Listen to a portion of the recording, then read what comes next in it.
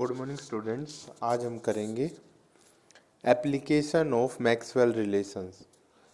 Application of Maxwell relation में first three relations जो applications है वो हम कर चुके हैं। अभी चौथे पे आते हैं आज, डेरिवेशन ऑफ स्टीफन्स लॉ, कि मैक्सवेल रिलेशंस को यूज़ करके हम स्टीफन्स लॉ को डिराइव कैसे कर सकते हैं। अब उसके बाद बात आती है कि स्टीफन्स लॉ बेसिकली आपके पास क्या है। स्टीफन लॉ एक रिलेशन सेटअप करता है energy density of heat, radiation और टेम्परेचर के बीच में। जब हम ब्लैक बॉडी रेडिएशंस की बात करते हैं उस केस में हम मान के चलते हैं कि एक चैम्बर के अंदर आपकी हीट रेडिएशंस कंटेन्ड हैं और वो उसी तरह बिहेव करती हैं जैसे कि एक गैस बिहेव करती है। जैसे हम एक गैस का एग्जांपल लेते हैं। गैस के एग्जांपल में हम क्या मानते हैं कि एक आपके पास चैम्बर है, उस चैम्बर के अंदर गैस भरी हुई है, तो गैस क्या करेगी, उस चैम्बर के जो वॉल्स हैं, जो दीवारें हैं, उसके ऊपर प्रेशर बनाएगी, ठीक है, उससे बाहर निकलने की कोशिश करेगी। ऐसे ही हीट रेडिएशन भी गैस मॉलिक्यूल्स की तरह हम उसको कंसिडर करके चलते हैं और मान के चलते हैं कि जो गैस मॉलिक्यूल्स हैं, जो हीट रेडिएशंस हैं, वो भी जो चैम्बर उसको कंटेन करके रखता है, उस चैम्बर के वॉल्स के ऊपर वो क्या करता है, प्रेशर बना के रखती है हीट रेडिएशंस। ठीक है, तो अब इस पे जाने से पहले हम स्टार्टिंग करते हैं कि सेकंड जो आपका मैक्सवेल थर्मोडाइनमिकल रिलेशन है वो क्या है, curly S by curly V is equal to curly P by curly T at constant volume. अब हम क्या करें, जैसे ये फर्स्ट जो ऊपर आपको दिखाई दे रहा है, इसमें हम क्या करें, अगर हम इसको क्या कर दें, टी के साथ मल्टीप्लाई कर दें दोनों साइड, तो दोनों साइड्स टी के साथ मल्टीप्लाई करने के बाद हमें क्या मिलेगा, T into curly S by curly V at constant temperature is equal to T into curly P by curly T at constant volume. तो यहाँ से T into curly S, that means T D S हमारे पास किसके equal होता है, T D S equal होता है करली क्यू या डेल क्यू के। सेकेंड लॉ ऑफ जो थर्मोडाइनमिक्स है वो यही बोलता है ना, एंट्रोपी और चेंज इन हीट के बीच में रिलेशनशिप, चेंज इन एंट्रोपी और चेंज इन हीट। तो change in temperature, absolute temperature multiply with change in entropy is equal to change in heat होता है। ठीक है, तो इससे क्या आ जाएगा, curly Q by curly V at constant temperature is equal to T into curly P by curly T at constant volume. अब करली क्यू जो चेंज इन हीट है, फर्स्ट लॉ ऑफ थर्मोडायनेमिक्स क्या बोलता है कि change in heat, total change in heat of the system is equal to change in internal energy plus pressure volume work, that means P into D V. तो क्या हो जाएगा, del Q या करली क्यू इज इक्वल टू करली you plus P करली we. अब हमने क्या किया यहाँ पे, नेक्स्ट स्टेप में करली क्यू को रिप्लेस कर दिया करली यू प्लस पी इंटू करली वी से, और डिवाइडेड बाय क्या आ गया, करली वी एट कांस्टेंट टेम्परेचर। यहाँ से क्या हो गया, is equal to T into curly P by curly T at constant volume. तो अब नेक्स्ट स्टेप में क्या हो जाएगा, curly U by curly V at constant temperature plus, अब करली वी से करली वी कैंसिल आउट हो गया तो क्या बन गया, प्लस पी, ये किसके इक्वल हो गया, T into curly P by curly T at constant volume. यहाँ से क्या आ गया, curly U by curly V, that means change in internal energy with respect to volume at constant temperature is equal to T into curly P by curly T at constant volume. P जो pressure इस side था वो दूसरी side चला गया, बन गया minus P. ठीक है, ये हमने एक इक्वेशन सेटअप कर ली, इसको सपोज हमने नाम दे दिया इक्वेशन नंबर 1। अब हम मान के चलते हैं कि हमारे पास E क्या है, energy density of heat radiation है। जैसे कि अभी स्टार्टिंग में इस लेक्चर की हमने डिस्कस किया था कि आपका जो हीट रेडिएशन है उसको हम गैस मॉलिक्यूल्स की तरह मान के चल रहे हैं, तो उस केस में हम मान लेते हैं कि E क्या है, आपकी एनर्जी डेंसिटी, मतलब total energy per unit volume क्या है, एनर्जी डेंसिटी है एट कांस्टेंट टेम्परेचर। जो आपका सिस्टम है, जो हीट रेडिएशंस हैं वो क्या है, टेम्परेचर उसका चैम्बर का कांस्टेंट है और उसको मान लिया हमने T। तो अब इंटरनल एनर्जी, जो टोटल इंट्रिंसिक एनर्जी होगी सिस्टम की, वो किसके इक्वल हो जाएगी, अगर एनर्जी डेंसिटी को टोटल वॉल्यूम के साथ मल्टीप्लाई कर दिया जाए तो उसकी इंट्रिंसिक एनर्जी निकल के आ जाएगी। दैट मीन्स यहाँ से क्या हो जाएगा, U के इक्वल हो जाएगा, U is equal to E V, energy density into volume. Next step में क्या हो जाएगा, अब एनर्जी यू को हमने ईवी की टर्म्स में लिख लिया, अब करली यू बाय करली वी निकालेंगे तो वो किसके इक्वल हो जाएगा, ई आपकी energy density, energy per unit volume, एक कांस्टेंट क्वांटिटी उस सिस्टम के लिए, तो मल्टीप्लाई विद क्या होगा, करली वी बाय करली वी, वो 1 के इक्वल हो जाएगा, तो ये किसके इक्वल आ गया, ई के इक्वल आ गया। ठीक है, तो curly U by curly V at constant temperature, तो एनर्जी डेंसिटी के इक्वल आ गया। अब उसके बाद आती है बात प्रेशर की। अब जो प्रेशर है, जो बेसिकली आपकी एनर्जी डेंसिटी हमने ई लिखा, एनर्जी पर यूनिट वॉल्यूम, ये एनर्जी पर यूनिट वॉल्यूम आपकी 3 डायरेक्शंस में लग रही है भाई। जैसे हम 3 कोऑर्डिनेट सिस्टम स्पेस की बात करेंगे तो स्पेस को रिप्रेजेंट करने के लिए हमें क्या करना पड़ेगा, 3 कोऑर्डिनेट एक्सिस लेनी पड़ेंगी।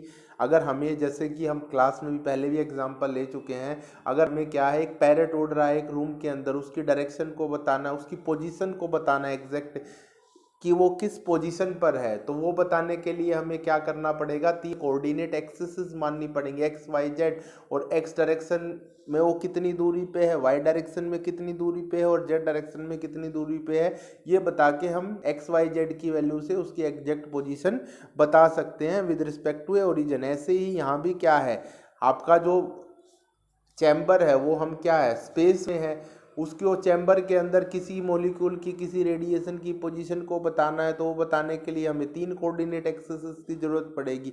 तो प्रेशर क्या है, 3 कोऑर्डिनेट एक्सिस के अलोंग लग रहा है। ठीक है, तो प्रेशर 3 कोऑर्डिनेट एक्सिस के अलोंग लग रहा है, तो प्रेशर को क्या कर दिया हमने, 3 पार्ट्स में डिवाइड कर दिया। अब बेसिकली क्या है, जो आपकी एनर्जी डेंसिटी थी टोटल, उसको मीन्स हमने 3 पार्ट्स में डिवाइड कर दिया, तो एक्स एक्सिस के अलोंग एनर्जी डेंसिटी हो गई E/3, 3 में करोगे तो एक डायरेक्शन के अलोंग कितनी होगी, E/3, तो x के अलोंग भी E/3, y के अलोंग भी E/3 एंड z के अलोंग भी E/3। अब प्रेशर किसके इक्वल होता है, फोर्स पर यूनिट एरिया, और यहाँ पे एनर्जी किसके इक्वल होती है, फोर्स इनटू डिस्टेंस।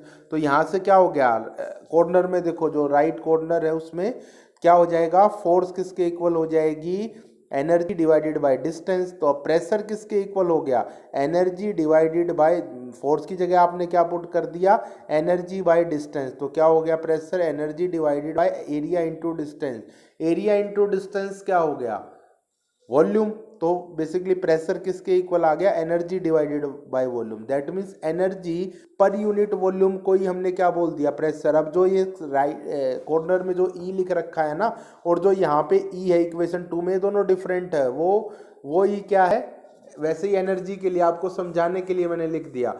यहाँ पे ई का मतलब मैंने क्या लिया है, energy density, energy per unit volume, तो इसका मतलब प्रेशर किसके इक्वल हो गया, एनर्जी पर यूनिट वॉल्यूम के इक्वल हो गया, और एनर्जी पर यूनिट वॉल्यूम के इक्वल हो गया, तो इसका मतलब क्या हो गया, बेसिकली आपके पास जो प्रेशर है वो एनर्जी डेंसिटी के इक्वल आ गया। तो एनर्जी डेंसिटी 3 कोऑर्डिनेट्स के अलोंग डिवाइडेड है, तो प्रेशर किसके इक्वल हो गया, E/3 के इक्वल हो गया।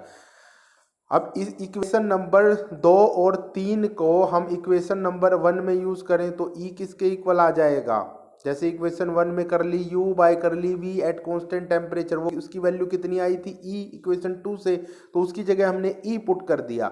अब T into curly P by curly T को एज इट इज रखा, और जो आपका प्रेशर था उसकी जगह पुट कर दिया E/3, तो ये बन गई ई इजल टू टी करली P by curly T minus E/3।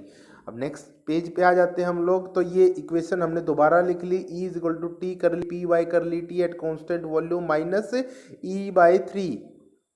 अब क्या किया हमने, जो आपका करली बाय करली टी था, उस करली बाय करली टी को लिख लिया हमने करली बाय करली ई इंटू करली ई बाय करली टी। अब इसमें करली से करली कैंसिल हो जाएगा, दैट मीन्स इक्वेशन पे तो कोई भी फर्क हमारे पे नहीं पड़ रहा। ठीक है, दैट मीन्स क्या हो गया, ये बन गई ई इक्वल टू टी करली पी बाय करली E by curly T at constant volume minus E/3। अब यहाँ पे आपके पास पी की वैल्यू कितनी है, E/3, तो आपने करली बाय करली ई इंटू E/3 इंटू करली bye curly T at constant volume minus E/3 आपकी बन गई।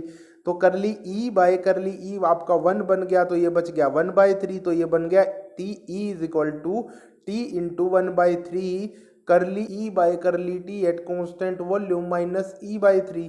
अब इस E/3 को हम दूसरी साइड ले गए तो क्या बन गया, E plus E/3 is equal to T/3 curly E/करली T एट कॉन्स्टेंट वॉल्यूम।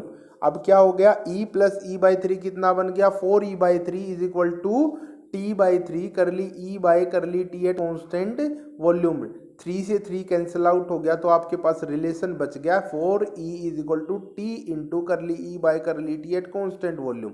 अब हम क्या करते हैं, E की टर्म्स को एक साइड लिख लेते हैं और टेम्परेचर की टर्म्स को एक साइड लिख लेते हैं। तो ये बन गया curly E is equal to 4 into curly T/T।